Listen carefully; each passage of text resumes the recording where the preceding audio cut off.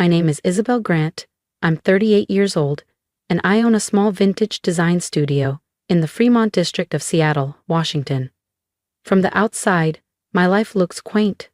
I wear secondhand denim jackets, bike to work rain or shine, and spend my days restoring forgotten furniture most people would throw to the curb.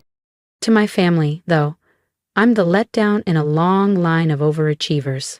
A childless, unmarried woman with quirky hobbies instead of a real job. My father, Douglas Grant, a retired Navy officer turned financial advisor, believed every adult needed a 5-year plan and an IRA by 30. My mother, Helen, a former school board president, swore by early admissions and Ivy League ambition. Then there's my brother Derek, the pride of the family. He graduated summa cum laude from Columbia, landed a senior role at a biotech firm in San Francisco, married his college sweetheart, and bought a Tesla before he turned 35. Their holiday newsletters read like PR campaigns. This year, Derek's oldest built a solar-powered robot. And me? I majored in industrial design at the University of Washington. While Derek climbed the corporate ladder, I spent weekends digging through estate sales, teaching myself the craft of mid-century restoration. Once, I called home, thrilled that I'd salvaged a 1,950s Eames chair for a fraction of its worth. My mom sighed. Maybe it's time you thought about a teaching credential. After college, I worked as a design assistant for a reclaimed furniture co-op in Ballard. For 4 years, I kept quiet, observed everything. How to identify teak grain, how to repair Danish dovetail joints, how to spot a knockoff from across the room. At 30, I took a leap. I drained my savings, rented a small studio loft with peeling walls and great natural light, and opened Grain and Form. On opening day, my mother brought a single orchid in a grocery store pot. She leaned toward my aunt and murmured, "Hopefully this phase passes before she's 40. From then on, I became background noise during family dinners. Each gathering was a stage set for Derek. I'd hear things like, "Still fixing old chairs," or, "You know Amazon's hiring." What they didn't know? Every piece I sold carried a story, and slowly, those stories were building a quiet fortune. A 19th century Japanese cloisonné vase once kept me up all night, panicking that I'd mistaken enamel for paint. A Victorian phonograph I sold to an older gentleman made him tear up when it played the song from his parents' wedding. They only saw clutter. They never saw the craftsmanship, the meaning, the story. But what hurt more than their indifference was the quiet certainty that, in their eyes, I was never quite enough. No matter how carefully I restored a sideboard or how many clients praised my work, I was still Isabel, the eccentric one. The one who never married, never earned a title worth mentioning at my mother's alumni luncheons. Eventually, I accepted that role. The family's quiet oddity. At least that role gave me space. No one knew, not even my best friend Lena, that one of my first major sales at Grain and Form changed everything. It was a mid-century modern floor lamp buried in a barn north of Spokane. The seller was downsizing. I bought it for $40.00. After cleaning decades of grime and replacing its cracked shade, I noticed the signature, Greta Magnusson Grossman, a rare original. After authentication, it sold through a Danish auction house for $37,000, 0 cents. I didn't touch a dollar of it. Instead, I opened a quiet investment account, kept my assets under my business name, and began studying not just furniture, but value, real value. I didn't need validation. I needed time, instincts, and the ability to see what others missed. Weekends became my treasure hunts.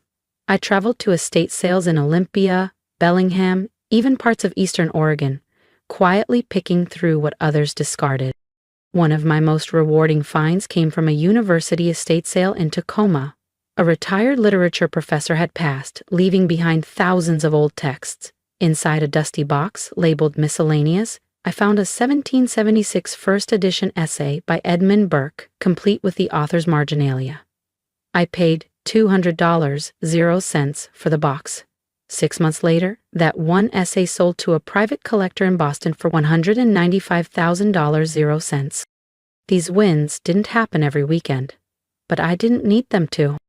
A few key sales a year, paired with smaller, steady ones, allowed me to quietly build wealth.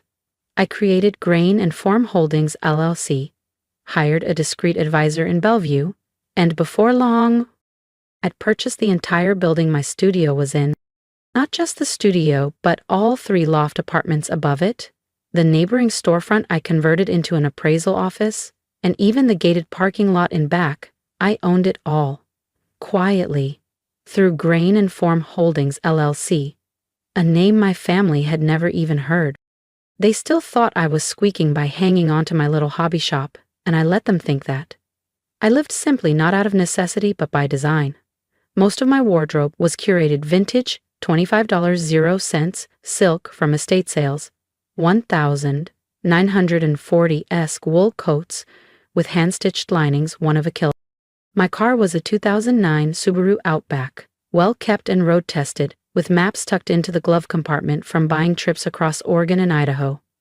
I didn't sip $300 0 cents Pinot Noir, but I did own a rare decanter set from 1920s Austria I found in a pawn shop in Tacoma, worth 10 times what I paid. Each fall I traveled for sourcing, but really, it was for myself. A week wandering the Brera galleries in Milan, afternoons in Lisbon's Tile Museum, sketching lamp silhouettes under overcast London skies. No one knew, and I liked it that way. That Thanksgiving, I arrived at my mother's house in Kirkland with a homemade pear tart and a box of antique silverware from Copenhagen. I brought my brother Derek's kids something small, hand-carved wooden toys from a local artisan. Every year I gave thoughtfully, and every year Derek's family barely unwrapped the tissue paper before pivoting to ski trip plans or remodeling updates. The house was picture-perfect. Manicured lawn, glass ornaments in every window. Derek's Tesla already gleamed in the driveway. I parked 3 doors down where the leaves were ankle-deep. "Well, look who finally made it," Derek smirked as I walked in. "Surprised, you're not running that little vintage shop today." I smiled and shrugged. My new assistant, Alina, had everything under control. But Derek wouldn't understand the concept of systems. To him, work meant long hours, big titles, and power suits. In the kitchen, Mom handed me a bag of sweet potatoes. "Can you mash these, Izzy?" Derek's plating the roast. Dad came in, bourbon swirling, gave me a brief nod. "How's your store doing?" he asked, not waiting for the answer. Then, just as we sat down to eat, Derek looked up and said, "Wait, where's my phone?" I looked up. My phone was still on the kitchen counter, right where I'd left it while rinsing pears. Before I could say a word, Derek walked over, picked it up, and tapped the screen. A second later, his expression shifted. The room's hum fell silent. His voice, usually smooth and smug, turned sharp. "What is this, Isabel?" Everyone paused. He held my phone up over the table like it was a piece of evidence. On the screen, a notification glowed. It was from Martin, my financial advisor. "Congrats. Your net worth just crossed $15,200,000 0 cents. Let's discuss the Copenhagen building next week." Dad put his bourbon down so hard the ice rattled across the glass. Mom's lips parted, stunned. Derek looked at me like I'd committed some corporate betrayal. 15 million? You? He snapped. From that little vintage furniture store? Are you serious right now? I stood calmly, hand outstretched. "Give me my phone." Derek pulled it back, eyes narrowed. "No. What is this? Are you doing something shady? Fraud? Crypto? Tax evasion? Because this doesn't make sense, Izzy. Are you even declaring all your income?" "Nothing illegal," I said evenly. Every cent came from Grain and Form. From antique furniture, rare finds, historical restorations. You know, the junk you always rolled your eyes at. Dad finally looked me in the eye. "Is this real?" he asked, voice quieter. "You have that kind of money?" I nodded once. The dining room, filled just minutes ago with the scent of roast turkey and cranberry sauce, now felt like a courtroom. Derek threw up his hands. So you just let us all believe you were broke? You had mom worried you couldn't afford health insurance. Dad kept offering to ask around for teaching jobs, and all this time, you've been sitting on a fortune like some antique hoarding heiress? Mom mumbled, still processing. She shops at consignment stores, wears patched jeans, and she's a millionaire. I took my phone gently and slipped it into my pocket. No one ever asked, I said softly. No one ever listened when I tried to explain what I do. I wasn't hiding anything. You just never cared, unless it was about Derek. He let out a bitter laugh. Well, now we know. We're gonna have a lot to talk about after this meal, Derek muttered, pushing his fork across his plate. As I glanced around the table, from Dad's narrowed gaze to the twitch in Mom's brow, I realized dinner had only just begun. But the warmth was gone. The turkey sat untouched, the cranberry sauce congealing. Even Mom's famous roasted sweet potatoes, the ones she made from Grandma's handwritten recipe, went cold. That number, 15.2 million, had pulled a silent grenade pin at our Thanksgiving table. No one said congratulations. No one asked how I did it. Just silence and calculation. Of course, Derek's wife, Marissa, was the first to speak. You know, she began, voice delicate and practiced. Avery's been accepted to the Royal Music Conservatory in London. It's a once-in-a-lifetime opportunity, Isabel. But it's costly. Tuition, living expenses, flights. She trailed off, then looked up. If you helped, she could go. Are you asking me for money? I said evenly. It's not asking, Marissa replied, unfazed. We're family. You have it. We don't. Call it responsible sharing, Derek chimed in, as if that was a legal principle. Mom finally looked up from her water glass. You live alone, sweetheart. No kids, no school fees, no braces or college funds. Helping out isn't a burden, right?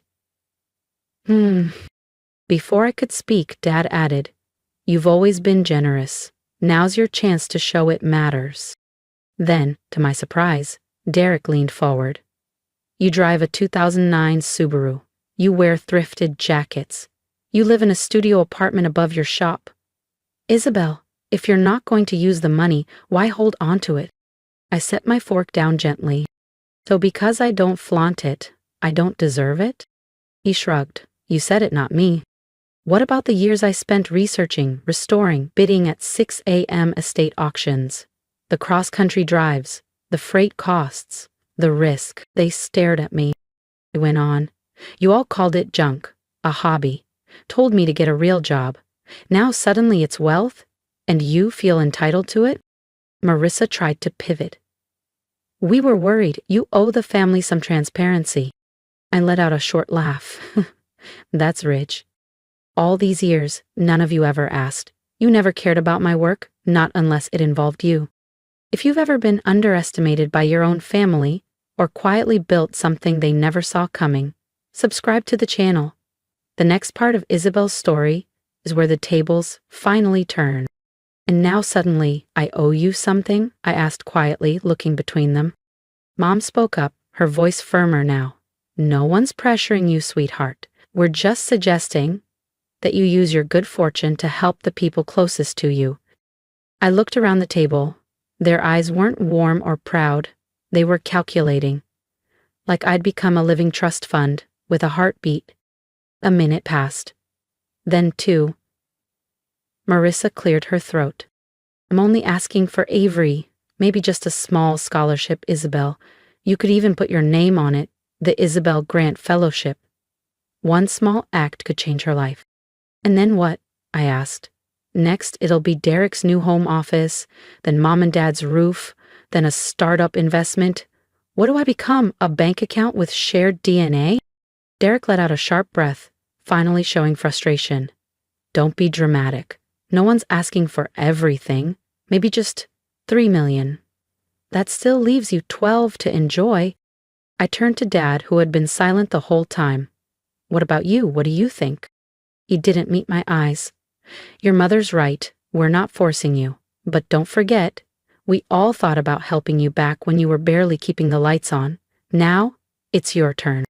I nodded slowly. My chest felt hollow, the kind of ache that doesn't come from disappointment, but from confirmation. They weren't surprised, they weren't proud, they were entitled. No one asked how I learned to read auction catalogs in 4 languages. No one asked about my long nights researching provenance, or the risk of going broke if I misjudged a single item. They just saw dollar signs and called it love. The clock ticked toward 4 p.m. I need some air, I said, pushing back from the table. Don't leave in the middle of dinner, Mom called. I turned at the doorway, voice calm and sharp. I'm not leaving. I'm reclaiming the boundaries this family just bulldozed. And I stepped outside, no coat, letting the cold air sting my neck. For the first time, I felt completely awake. The wind chilled my skin, but inside I was burning clear. Behind me, their voices rose like shareholders mid-crisis. I took a deep breath, steadying myself against the cold. 10 minutes later, I stepped back into the dining room. Before anyone continues dividing up my bank account, I said calmly, I need to make one thing clear. All 3 of them, Derek, Marissa, and Dad, turned to me like I was a disobedient student daring to speak out in the middle of a lecture. My money didn't come from luck, I continued. No one at this table helped me when I was building my business. No one checked in when I was hauling furniture at 6 a.m., scraping mold off a 19th century dresser, or coming home 12 hours later covered in dust and splinters. So why do any of you think you get a say in how I spend it? Marissa leaned back in her chair, arms folded. I'm not saying you didn't work hard, Isabel, but if you love your family, really love us, then sharing shouldn't feel like a burden. I gave a tight smile. I don't lack love. I lack respect. And it's never been mutual. Dad put down his glass again. Your mother worried about you for years. You never asked, I said. You never wanted to know what I did. Every time I brought up an auction, a find, a restoration. You changed the subject. You dismissed it as a quirky phase. Derek, now scrolling on his phone like he was calculating something, looked up. The issue isn't that you have money, Isabel. It's that you hid it. That feels like betrayal. I nodded slowly. If anyone in this house understands betrayal, it's me. Marissa's voice sharpened. Enough. You can't stand there on your moral pedestal while refusing to help your niece.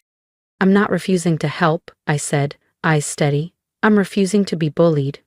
There's a difference. Mom's voice cracked. You're tearing this family apart over money. No, I said gently. You're just not used to me having power. She whispered. You live alone. No husband, no kids. What are you going to do with that much money? The words chilled me. I'm going to live how I want, and if that bothers you, I'll carry that too. Derek stood, chair scraping. If you walk out without agreeing to help, don't expect birthday invites. Don't expect to be at Avery's graduation. I stared back. You're using your daughter to threaten me? This isn't a threat, he said. It's consequences. I walked toward the door and grabbed my coat off the hook. My hands trembled, part cold, part rage. But my voice was steady. I'm not saying no because I'm selfish, I said. I'm saying no because I've learned the most expensive lesson of my life. Never give your worth to people who only recognize it when it turns into money. Dad's voice followed me. You'll regret this. Sooner or later, being alone will catch up to you. I paused at the threshold, turned slightly. I still have family, just not here. And I shut the door. I left my mother's house as dusk folded over Kirkland, the air biting through my thin wool coat. My hands were frozen, but for the first time in years, my mind felt sharp. No more passive digs, no more concerned stares when I didn't perform their version of success. Just the sound of my boots tapping against the sidewalk, each step a quiet release. Back in Seattle, I didn't turn on the lights when I entered Grain and Form. I went straight upstairs to the small apartment above the shop and sat by the window. From there, I could see 14th Avenue light up. Soft jazz from the cafe across the street drifted into the quiet. Everything outside looked the same, but inside, I'd changed. Glanced at my phone. A single message from Mom. You hurt us, but I still love you. Nothing from Derek. Not that I was waiting. I silenced my phone, not to avoid confrontation, but to remind myself the voices that matter don't speak in guilt or passive judgment.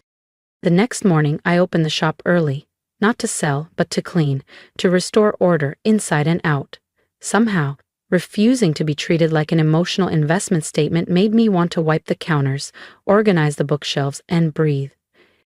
Jasmine arrived at 8:00 a.m. with her usual cappuccino, worry in her eyes. Are you okay? She asked. I texted yesterday. I smiled and took the coffee. Better than you'd think. And thank you for your patience. Hiring Jasmine was one of my best decisions. 23, bright, deeply in love with antique textiles and embroidery, but more than that, she reminded me who I used to be. And now, I'm who I needed back then. In the weeks that followed, I poured my focus into grain and form. I started a blog series on American woodwork history. Traffic doubled. Letters from collectors started arriving. One of the students even asked if they could apprentice with me. I began hosting talk and tea sessions on the first Saturday of each month. I invited longtime customers, older neighbors from around the block, and a few curious university students. We'd gather beneath the soft glow of pendant lights, surrounded by patinated mirrors and velvet footstools, sipping peppermint tea, while I told stories. Like the beveled oak mirror once owned by an anonymous Civil War-era painter, or the cut glass goblets salvaged from a sunken shipment bound for Charleston. No one asked about my bank account, no one cared about my net worth. They asked, do you think this chest belonged to someone who traveled by sea? Or, how can you tell if this lace was hand-tatted or machine-made? They saw the past, not just the price tag. One afternoon, while wrapping a delicate ceramic vase headed to California, an email pinged into my inbox. It was from a museum in Nashville. They wanted to co-host a short course on colonial furniture joinery, based on a recommendation from a university professor I'd once helped authenticate a 19th century dining set for, and in that moment I realized I wasn't a shadow in Derek's world anymore. I was a name, a voice, a contributor. That December evening, I locked up grain and form and crossed the street to the corner bakery. Mrs. Marie, the 68-year-old owner with flowers still on her apron, had saved me a slice of warm apple pie and a mug of cinnamon tea.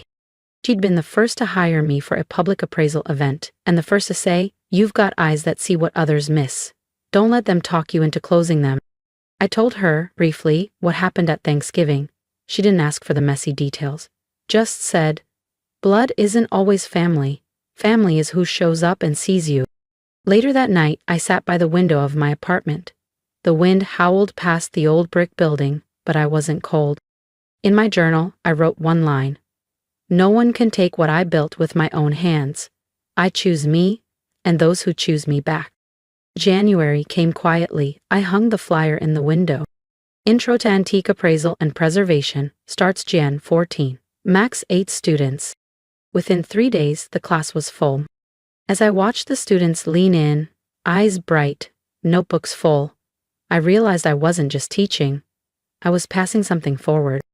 Jasmine, my assistant, now managed the entire storefront while I taught. She handled everything: inventory, bookkeeping, curation, and had even started dating antique fabrics without needing my second opinion.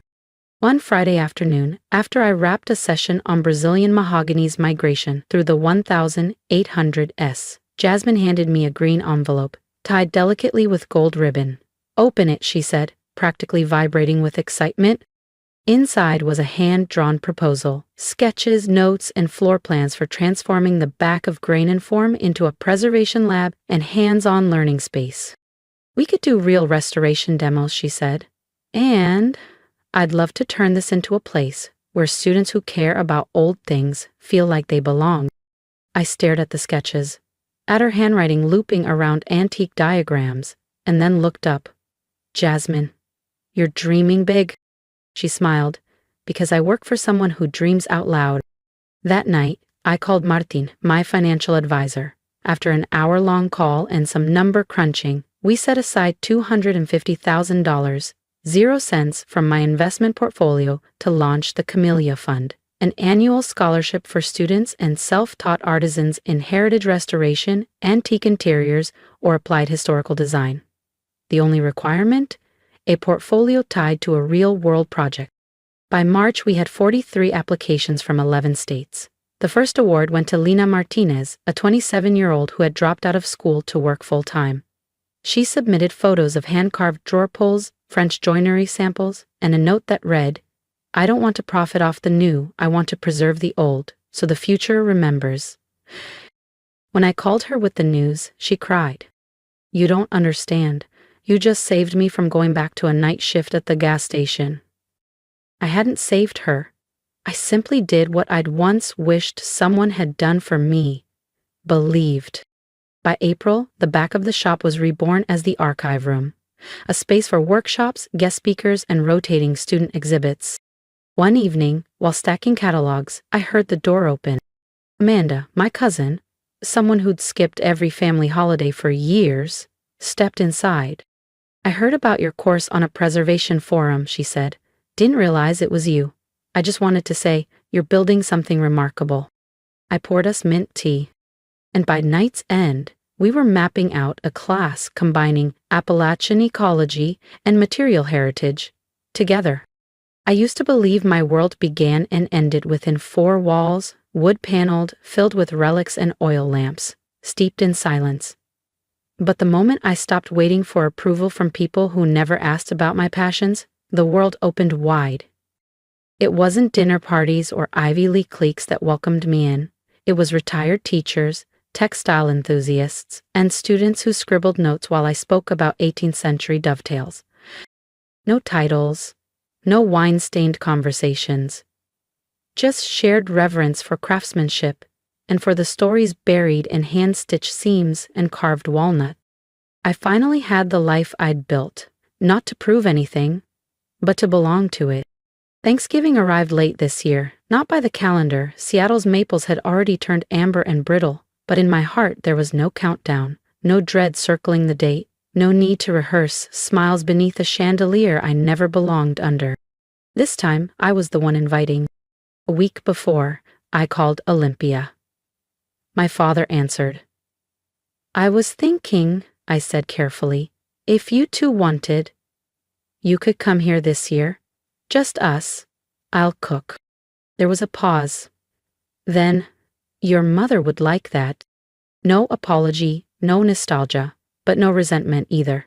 And somehow, that was enough. On Thanksgiving Day, they arrived just before noon. My mother stepped out of their car in a moss-colored coat, her silver hair swept back, lipstick soft rose. My father wore a mariner's cap and sunglasses. For a second, they looked like figures from an old photo I couldn't quite place. "Your shop," my mother said as I opened the door, "looks different.